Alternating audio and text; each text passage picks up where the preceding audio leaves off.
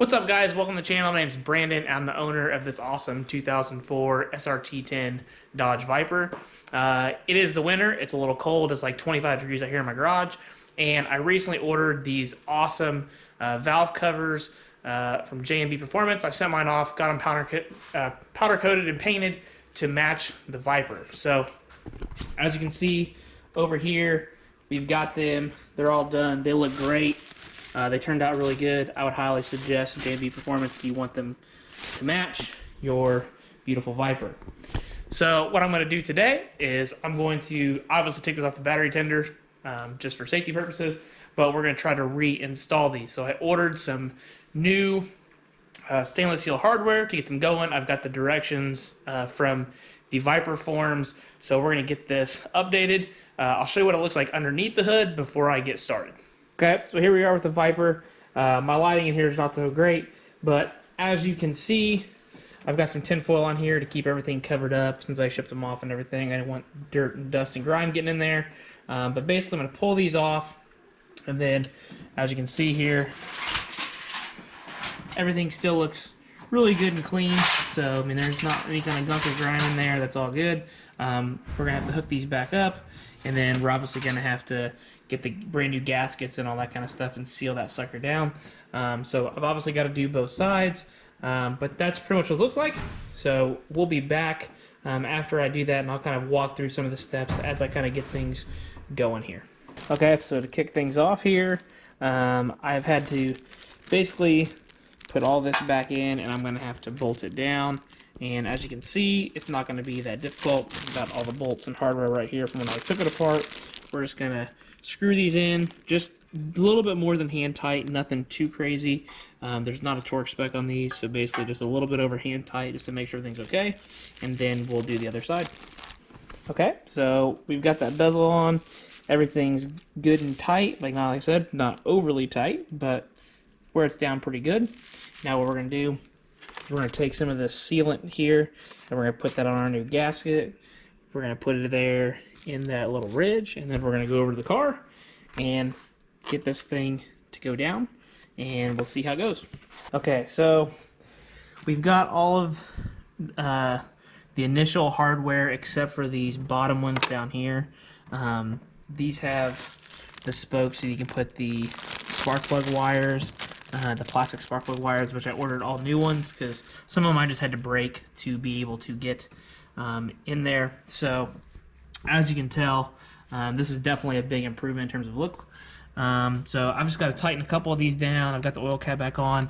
I'm going to try to get this down a little bit tighter. I think there's a little bit of room left that I can get that a little bit tighter on there. This clamp is just a pain in the ass.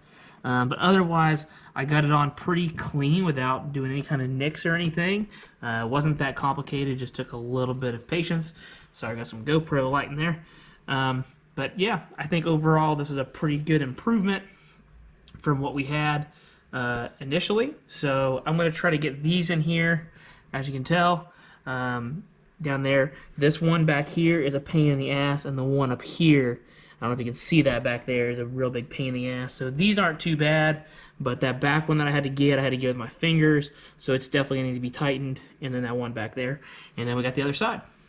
Okay, so we've got everything installed here. Overall, everything looks really good.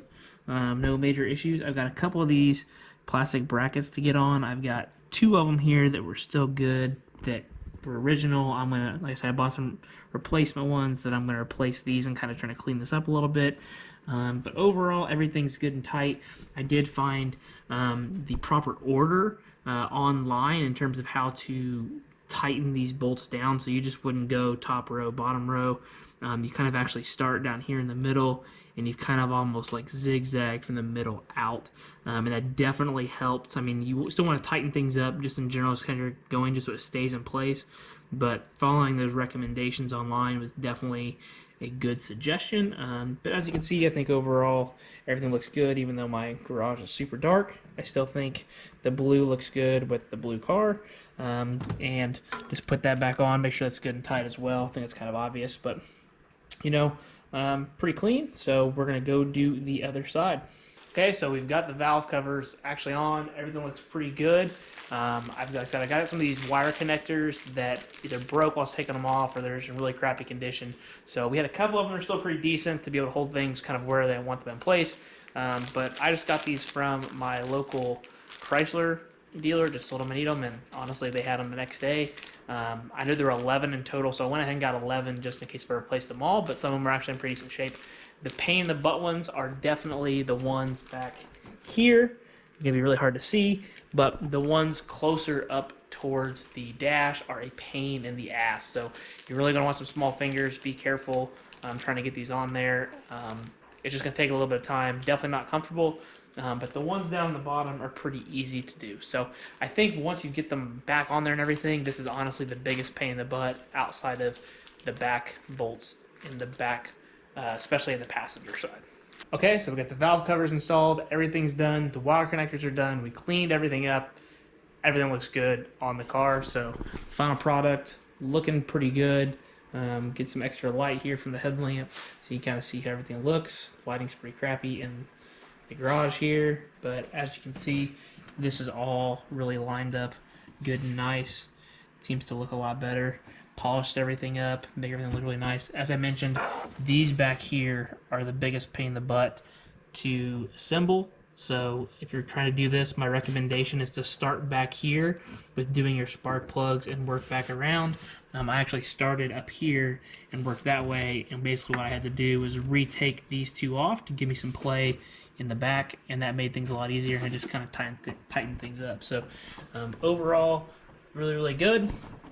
I would say that not too bad. It took me about 2 hours to assemble everything back on, and I'm going to just let everything sit, and tomorrow we'll start the car and we'll make sure everything's running, sounding good. And I've actually started the car for almost 2 months now, so just getting it started and letting it run for a little bit will actually feel good.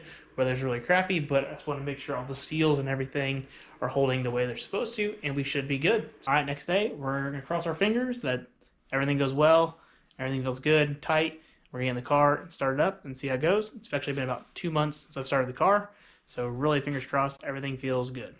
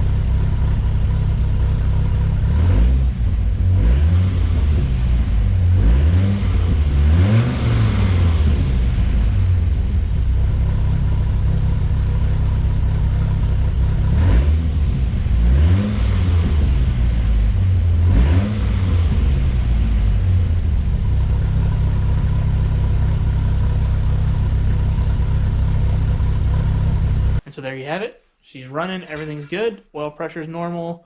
Oil temperature got up to normal after running for about 10-12 minutes. So I think we're good to go. We're going to close the hood, hook it back on the battery tender, and hopefully drive in the next month or so when the weather gets a little better. Because as you can tell, it ain't looking so hot outside.